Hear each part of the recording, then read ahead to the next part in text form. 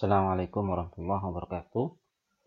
Pada kesempatan kali ini saya akan membahas tentang sebuah algoritma, yaitu algoritma naive Bayes. Oke, kita langsung saja ke pengertiannya. Algoritma naive Bayes merupakan sebuah metode klasifikasi ya, yang menggunakan metode probabilitas dan statistik yang dikemukakan oleh ilmuwan Inggris yang bernama Thomas Bayes. Algoritma Bayes memprediksi peluang di mana di masa depan berdasarkan pengalaman di masa sebelumnya, sehingga dikenal sebagai teorema Bayes. Ciri utama dari naive Bayes classifier ini adalah asumsi yang sangat kuat.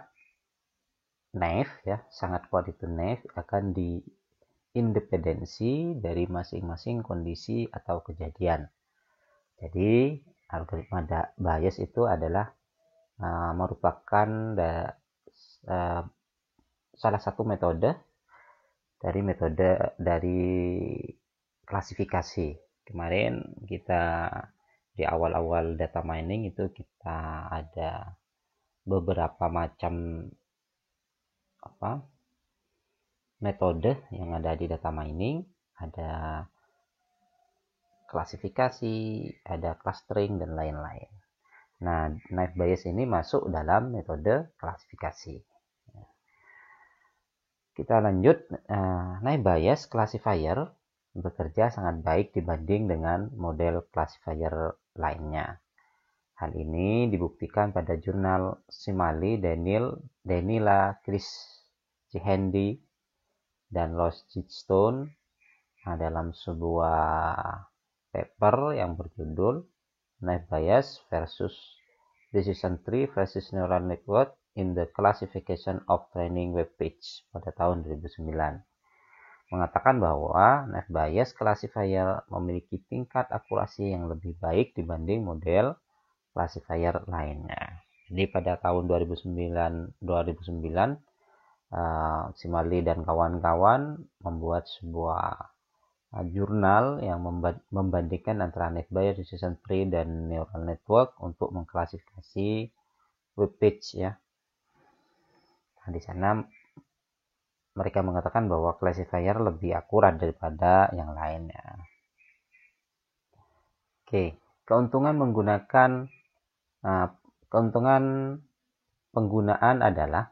dari menggunakan naive Bayes adalah bahwa metode ini hanya membutuhkan jumlah data pelatihan yang kecil untuk menentukan estimasi parameter yang diperlukan dalam proses pengklasifikasian.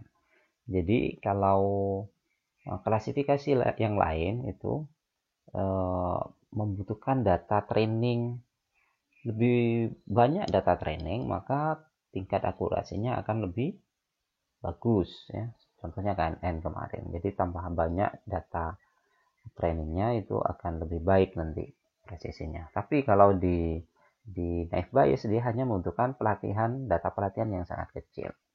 Tidak harus banyak-banyak ya. Terus selanjutnya tahapan dari proses algoritma naive Bayes. Pertama ada 4 tahapan di sini. Pertama itu menghitung jumlah kelas atau label. Jadi pertama kita menghitung kelasnya, yang kedua kita menghitung jumlah kasus per kelas ya. Jadi per kelas itu nanti ada kasusnya. Yang ketiga, kalikan semua variabel kelas. Nanti kita mengalikan semua variabel kelas.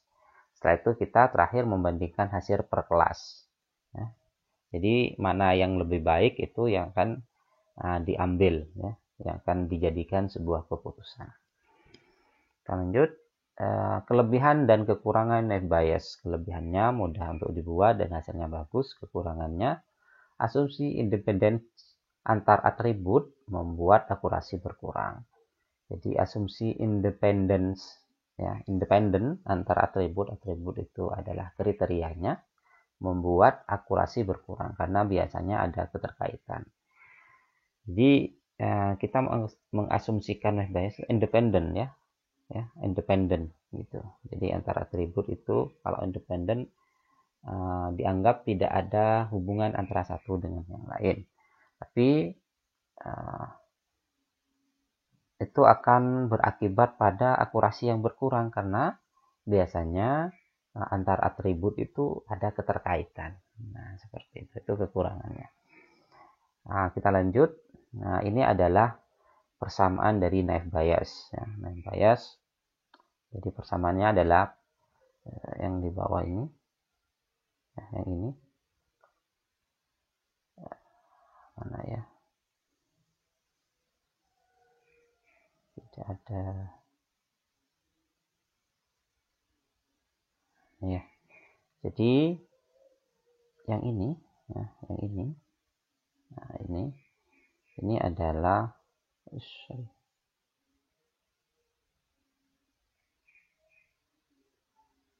yang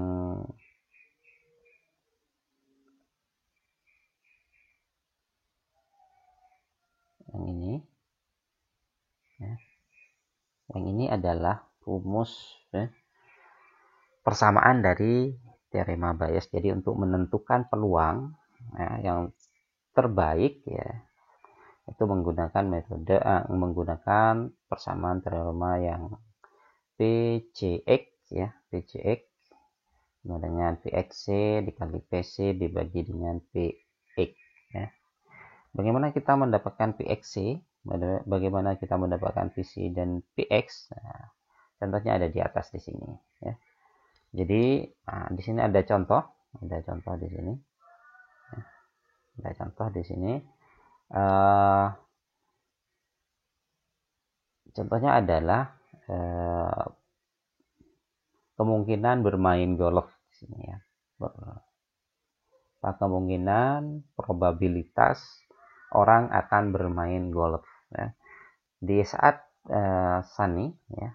Sunny itu maksudnya adalah terang gitu ya. Cuacanya sangat cerah gitu ya. Itu kemungkinan bermain golf adalah 3 untuk iya dan tidak bermain golf itu 2. Sedangkan untuk yang overcast, nah ini pertengahan antara sunny dan rainy ya. Nah, ini cerah, ini sedang ya, sedang bisa hujan dan bisa cerah di tengah-tengah itu 4 ya untuk bermain golf dan 0 untuk tidak bermain golf. Sedangkan untuk yang hujan itu 2 untuk bermain golf ya. Dan 3 itu untuk tidak bermain golf. Nah, nanti ya, bagaimana mendapatkan nilai PXC? Nilai PXC itu adalah nilai ini ya, nilai ya. Jadi PXC itu adalah nilai atribut ya pada setiap alternatif atau kriteria pada setiap alternatif. Contohnya adalah peluang untuk dia bermain golf pada saat ya, pada saat terang gitu ya. Yaitu peluang terang ya. Ini bacanya adalah peluang terang ya. Dia akan bermain golf gitu ya. Seperti itu. Ya. Peluang saat terang peluang saat terang ya dia akan bermain golf itu adalah 3/9. 3 itu adalah nilai ini ya. Jadi 3 itu adalah nilai ini ya. 3 ini ya. Sedangkan untuk 9 adalah penjumlahan dari ini sama dengan 9. Nah, nanti untuk mendapatkan nilai sunny yes ya, PXC itu 3 dibanding dengan jumlah keseluruhan dari nilai yes ini ya, sama dengan 9. 3/9 dan seterusnya. Yang 0 tidak bermain golf juga seterusnya. 2/5 ini ya. 2 dibanding dengan penjumlahan dari seluruh nilai atribut ya, sama dengan 5 di sini. Oke, seperti itu. Oke, sama ya seperti ini. Setelah itu kita jumlahkan. Yang kedua adalah nilai PC. Nilai PC itu adalah ini ya. Nah, bermain tidak yes dan no ini ya. Jadi untuk nilai PC yes ya, untuk nilai PC di mana C-nya itu adalah kriterianya adalah yes, itu 9/14 ya. 9 itu dapat dari mana? 9 adalah jumlah keseluruhan dari playgroup yes ini dibanding dengan jumlah keseluruhan dari ini.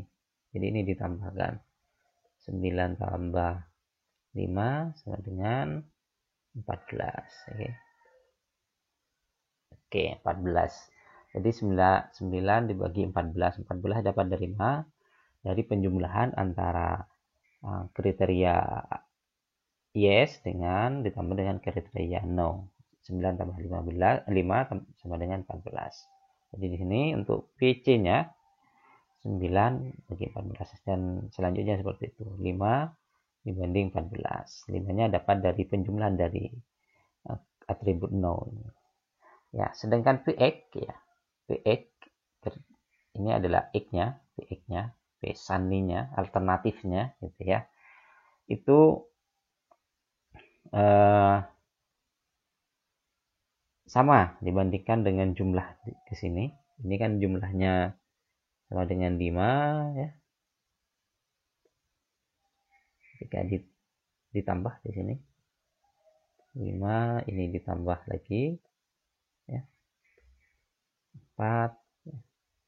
Tambah lagi di sini 5. Ketika dijumlahkan ya sama dengan 14 juga. Jadi ini nanti dibandingkan ini 5 ya, dimasukkan ke sini, 4 dimasukkan ke sini, 5 dimasukkan ke sini dari penjumlahan ya. Dan 14 merupakan penjumlahan dari nilai 4 tambah 5 tambah 4 tambah 5. Oke, ini untuk mendapatkan nilai PX-nya. Oke, setelah itu baru kita bisa menentukan nilai peluang pada PCX-nya. Ya, PCX-nya kriteria dengan atributnya ini. Caranya adalah seperti ini. P untuk nilai di atas P. Peluang akan bermain golf pada keadaan terang gitu ya, keadaan cerah itu adalah 0,33 ya, 0,33 mana 0,33 ini ya, 0,33 yang dapat dari 3 banding 9 sama dengan 0,33. Jadi PX-nya 0,33 dikalikan dengan nilai PC ini 0,36. Oh ini PC 0,64 dibagi dengan PX 0,36, hasilnya adalah 0,60. Jadi peluang untuk bisa bermain golf pada keadaan cerah itu 0,6 peluangnya. Nah, itu adalah persamaan dalam teorema Bayes, cara mencari peluangnya atau keputusan yang akan diambil. Baik, kita lanjut di sini ya. Rumus di atas ya, rumus ini menjelaskan bahwa peluang masuknya sampel karakteristik tertentu dalam kelas C posterior kelas C posterior adalah peluang munculnya kelas C sebelum masuknya sampel tersebut seringkali disebut prior. Dikali dengan peluang kemunculan karakteristik sampel pada kelas C disebut likelihood dibagi dengan peluang kemunculan karakteristik sampel secara global disebut sebagai evidence. Nah, karena itu rumus di atas dapat ditulis sebagai berikut. Jadi ini PX ya sama dengan PXC dikali PC dibagi dengan PX. Ini bisa ditulis seperti ini. Jadi posterior sama dengan prior dikali likelihood dibagi dengan evidence. Nah, kalau dijabarkan akan berbentuk seperti persamaan di bawah ini. Oke, kita langsung saja di sini.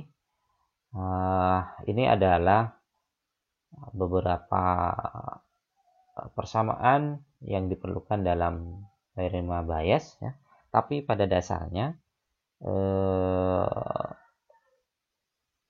rumusnya ada ini, posterior dibagi prior dikali likelihood, dikali likelihood dibanding dengan evidence, atau ini ya, ini adalah rumus umumnya, sedangkan ini adalah perkembangan dari persamaan di atas, ya.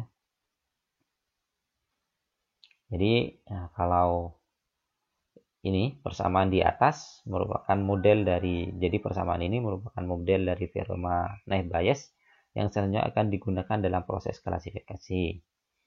Untuk klasifikasi dengan data kontinu, jadi nanti kalau ada data kontinu, ada digunakan rumus densitas Gauss. Ya, jadi ini ya, untuk kontinu nanti. Itu data itu ada yang kontinu, juga ada yang diskrit. Ya, kalau diskrit itu biasanya kalau gambar itu gambar tidak bergerak. Tapi kalau gambar bergerak, contohnya film, video itu kontinu, itu nanti menggunakan rumus ini di bawahnya. Oke, lanjut. Untuk ini juga ada mian, ya. Ada mian di sini, yang mana rumusnya adalah mu per 1n sigma I ke 1 ke N XI, ya. Terus di sini ada standar deviasi juga, ya. Ini juga nanti akan kita gunakan di dalam Nash-Bayes. Tapi rumus umumnya adalah seperti ini. Kita lanjut saja. Laplace correction. Jadi Laplace correction itu adalah Laplacian estimator atau additive smoothing, adalah suatu cara untuk menangani nilai probabilitas sama dengan 0 dari sekian banyak data training set. Pada setiap perhitungan data ditambah 1 dan tidak akan membuat perbedaan yang berarti pada estimasi probabilitas, sehingga bisa menghindari kasus nilai probabilitas sama dengan 0. Nah, jadi untuk menghindari nilai probabilitas itu sama dengan 0, maka dari setiap data itu, di sini maksudnya adalah akan ditambahkan nilai 1, ya. Seperti itu. Oke, contohnya di sini. Nah, kita punya data training set, ya, 1000 sampel. Ada 0 sampel dengan income low. Jadi datanya itu ada dari 0 dan tertinggi itu adalah 190 dengan income medium, dan 0 dan 10 sampel dengan income high. Jadi low-nya itu ada 0, 190 itu ada sebuah data sebanyak 190 sampel dengan income medium, terus ada 10 sampel dengan high, ya. Maka kalau ada 0 seperti ini, maka ditambahkan 1, ya, dengan menggunakan Laplacian correction itu. Sehingga yang biasanya 0, ya, 0, ya, mana sudah 0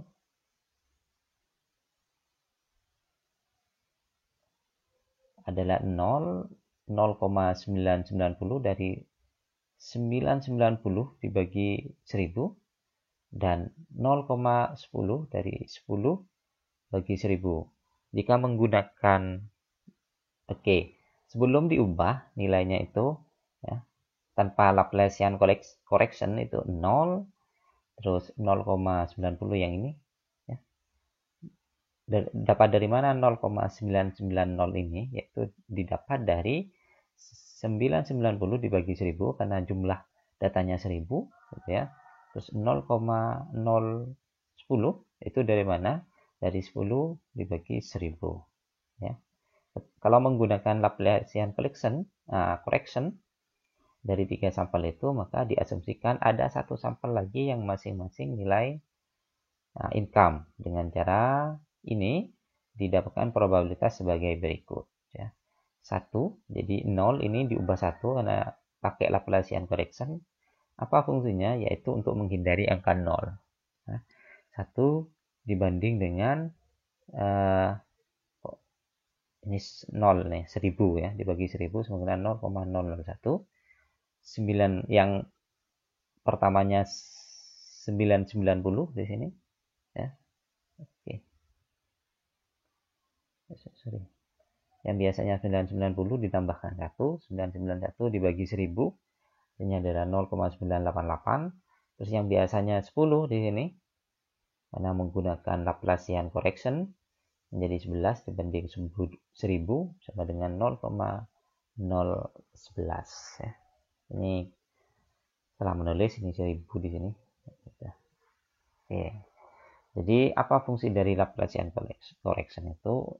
Untuk menghindari probabilitas sama dengan 0.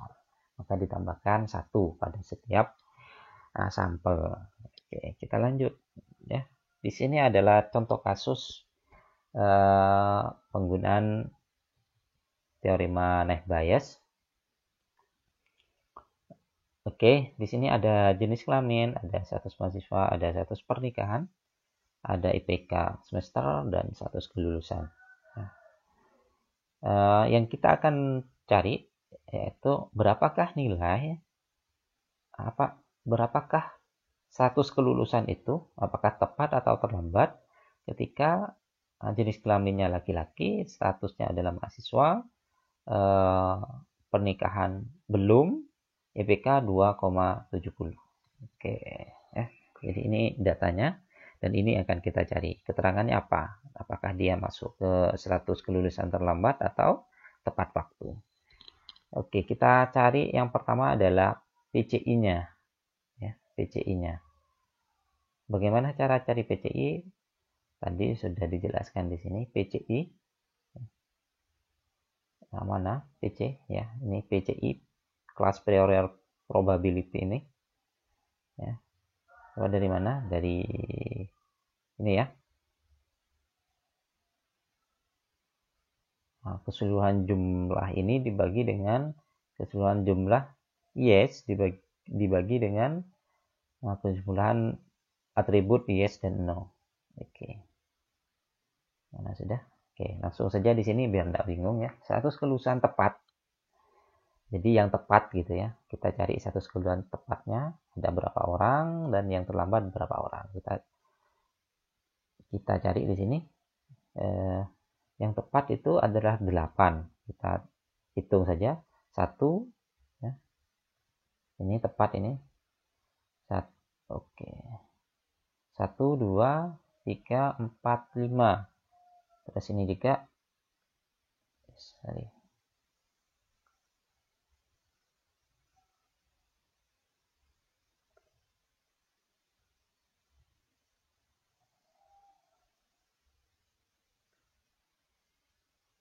Nah ya. Berarti yang tepat 1 2 3 4 5 6 7 8. Ya. Oke, betul. Di sini 8. Sedangkan 15 adalah jumlah keseluruhan data kelulusan. Data kelulusan semuanya 8 ditambah dengan 1 2 3 4 5 6 7. Ya kan? Nah, 8 tambah 7 sama dengan 15. Oke. Betul ya, 8, 15. Sedangkan untuk status keterlambatan tadi 7. 7 banding 15. 15 ini adalah jumlah keseluruhan data kelulusan, yaitu tepat dan terlambat. Ya, sedangkan 8 ini yang tepat, sedangkan yang 7 ini yang terlambat. Oke. PCI-nya sudah diketahui, sekarang mencari PXI-nya. PXCI-nya. Ya.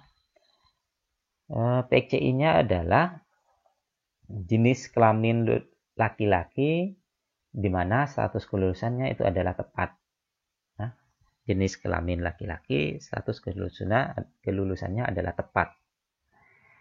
Jenis kelamin laki-laki yang mana jumlah kelulusannya adalah tepat. Nah, ini laki-laki tepat. Oh, ini satu. Ya. Laki-laki, ini berarti satu, ya, tepat. Ini berarti ya. Nah, ini berarti. Ini laki-laki.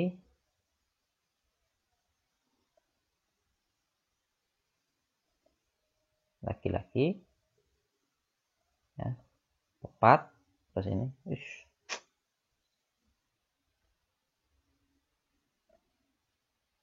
Saya terus dulu. Nah, laki-laki tepat.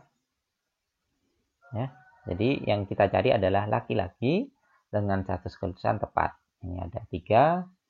Terus cari laki-laki di sini ada, tapi terlambat tidak masuk. Laki-laki ada lagi di sini, tapi terlambat tidak masuk. Di sini ada laki-laki. Ini tepat. Ini masuk. Terus ini ada laki-laki lagi. Tepat. Laki-laki terlambat. Ini tidak masuk. Jadi di sini ada berapa data? Ada 1, 2, 3, 4, 5.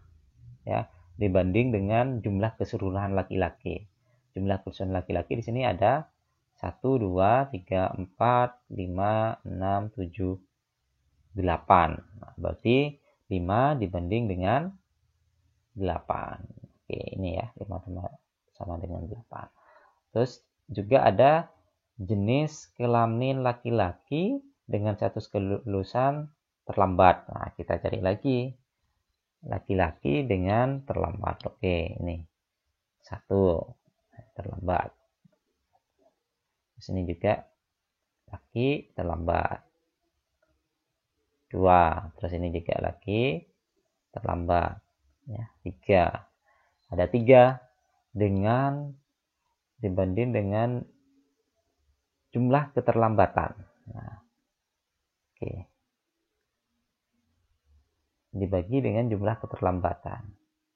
Nah, oke, ini yang pertama itu jumlah yang tepat, jadi laki-laki yang tepat dibanding dengan jumlah kelulusan yang tepat. Tadi yang jumlah laki-laki yang tepat itu 5 dibanding dengan lulusan yang tepat, dibanding dengan ini ya. Jadi tadi keliru, berarti dibandingkan dengan bukan dengan jumlah keseluruhan laki-laki, tapi dijumlahkan dengan yang tepat. Nah, yang tepat itu 8. Terus yang tidak tepat tadi, laki-laki yang terlambat itu ada 3, dibanding dengan jumlah 100 kelulusan terlambat, yaitu 7. Ya. 3 banding 7. Dilihat di sini, yang terlambat itu ada ini 1, ya. Terus ada 2, ada 3. Dibanding dengan jumlah keterlambatan. Jumlah status kelulusan yang terlambat. Nah, itu sama dengan 7 di sini. Ya. Ini. Setelah itu kita cari status mahasiswa dengan status tepat. Status tepat. Ya, mahasiswa dengan status kelulusan tepat. Kita cari status mahasiswa dengan kelulusan tepat. Ini ada mahasiswa tepat ya. Ini berarti. Terus ada mahasiswa juga ini tepat. Ya. Mahasiswa ini. Oke, tepat. Cari yang tepat. Oh, ini terlambat, tidak masuk. Yang ini mahasiswa tepat. Ya. Ini juga mahasiswa tepat. Berarti ada 1, 2, 3, 4, 5. Nah, berarti 5 dibanding dengan 8. Oke, 8 ini adalah kelulusan tepat. Ambil dari sini. Nah, ini 8 ambil dari sini. Sedangkan ini ambil dari sini.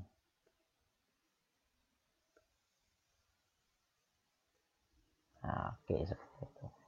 Terus selanjutnya seperti itu kita cari juga status mahasiswa dengan status kelulusan terlambat 3,7 sama dengan di atas cara carinya. Setelah itu pernikahan juga sama, yang belum ya dengan status tepat itu berapa, terus yang belum dengan status kelulusan terlambat itu 4,8. Terus IPK juga dicari, jadi dibandingkan apa? Jadi di sini dibandingkan ini cari jenis kelamin yang tepat berapa, status mahasiswa itu berapa, status pernikahan itu berapa, IPK itu berapa. Nah, dibandingkan dengan status kelulusan ini. Nah, yang mau dicari adalah status kelulusannya. Oke, ketika sudah didapat, sudah dibandingkan antara satu dengan setiap atribut itu dengan status kelulusan, nah, akan dihasilkan nilai ini.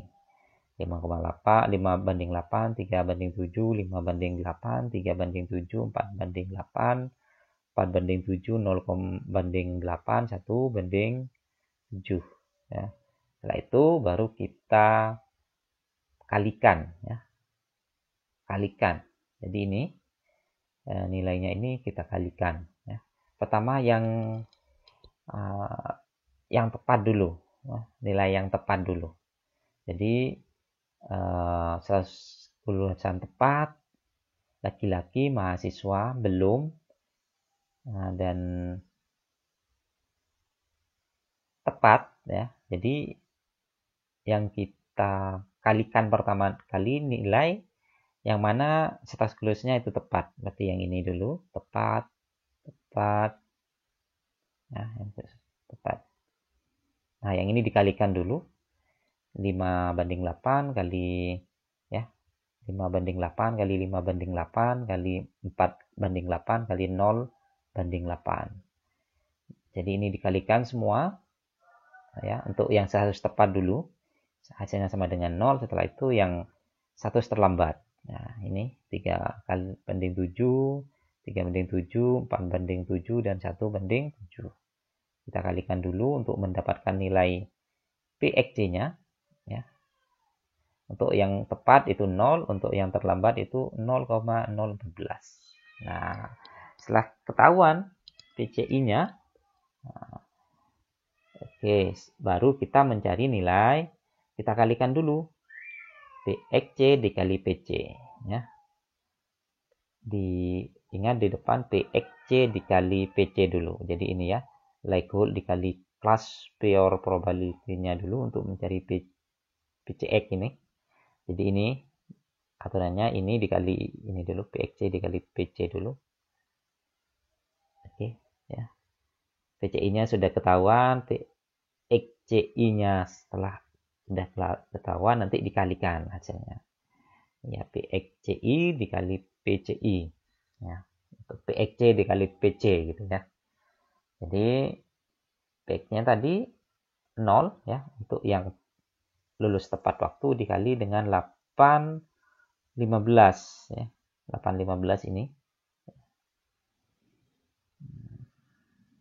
Oke, sama dengan 0. Dan untuk keterlambatan itu 0,14 yang ini dikali dengan 7 kali 15 banding 15 dikali dengan status kelulusan terlambat ya sama dengan 0,00619. Setelah itu di sini untuk kelamin laki-laki dengan status mahasiswa, status pernikahan belum dan IPK 2,70 masuk kelas status adalah terlambat. Kenapa? Karena nilai ini ya nilai antara tepat dan terlambat ini lebih besar yang terlambat. Maka diasumsikan bahwa bahwa ini jenis kelamin laki-laki mahasiswa belum pernikahan status mahasiswa pernikahan belum dan IPK 2,7 keterangannya adalah masuk terlambat karena nilai yang terlambat itu probabilitasnya lebih besar dari nilai yang tepat waktu. Nah, seperti itu mungkin contoh sederhana dalam penggunaan teorema Bayes. Kita akhiri pertemuan ini. Wassalamualaikum warahmatullahi wabarakatuh.